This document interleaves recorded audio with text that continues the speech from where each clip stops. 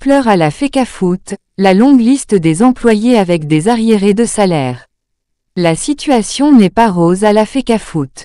L'année 2023 ne s'achève pas bien pour le personnel de la Fédération camerounaise de football.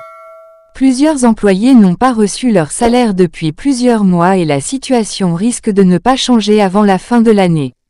La situation qui prévaut actuellement à la Fédération camerounaise de football contraste avec les promesses de son président, Samuel Eto'o. En effet, durant sa campagne, il s'était engagé à redonner au football camerounais sa grandeur. Si les résultats lors des compétitions internationales, CAN, Coupe du Monde Qatar 2022, ne se font pas encore voir, le mauvais traitement du personnel risque d'être une aubaine pour les détracteurs d'Eto'o qui ont depuis le début douté de ses compétences managériales. Samuel Eto'o a entre les mains un objet, FECAFOOT, qu'il n'a pas encore la capacité de gérer.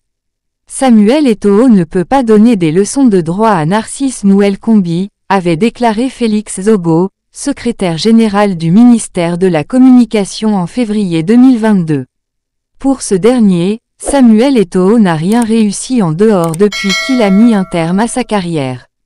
La FECAFOOT est au-dessus de ce que représente Samuel Eto'o. Il a entre les mains un objet qu'il ne représente pas, tout ce qu'il a touché après sa sortie des terrains s'est soldé par un échec, s'il insiste pour nommer celui qu'on a vu sur les réseaux sociaux comme annoncé, ça veut dire qu'il n'a rien compris et donc qu'il n'est pas à sa place, poursuit-il. Félix Zogo n'est pas le seul à remettre en cause les capacités managériales de Samuel Eto'o.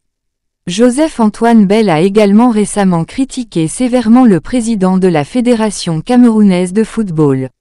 Ce que Jean-Bruno Tanier raconte de l'intérieur se voit de l'extérieur, Eto'o n'a pas besoin de complot pour lui nuire, il fait ça très bien tout seul. On ne redresse pas un bossu. Il est lancé comme un train qui va finir par dérailler, avec les tristes conséquences que cela aura pour le football camerounais, a déclaré Joseph-Antoine Bell dans le journal Le Monde. Liste de personnel de la FECAFOOT. Loluc Pierre Camille, directeur de cabinet, 1 311 000 FCFA.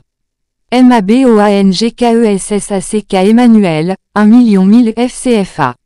DJOUNANG Blaise, 1 824 000 FCFA. HAPPISOOFANGUEN Franck Hilaire, 1 000 FCFA. Obama Nana DIEUDONNE Ernest, 1 000 FCFA. Pondy Otto Benjamin Christian Matip, 1 301 000 FCFA. Atangana NGAH Michel V, 1 000 FCFA. Biloa FOE Daniel Gladys, 1 201 000 FCFA. PEM Jacqueline, 1 467 000 FCFA. KAHAM Michel, 700 000 FCFA. Bernard TCHOUTANG, 500 000 FCFA.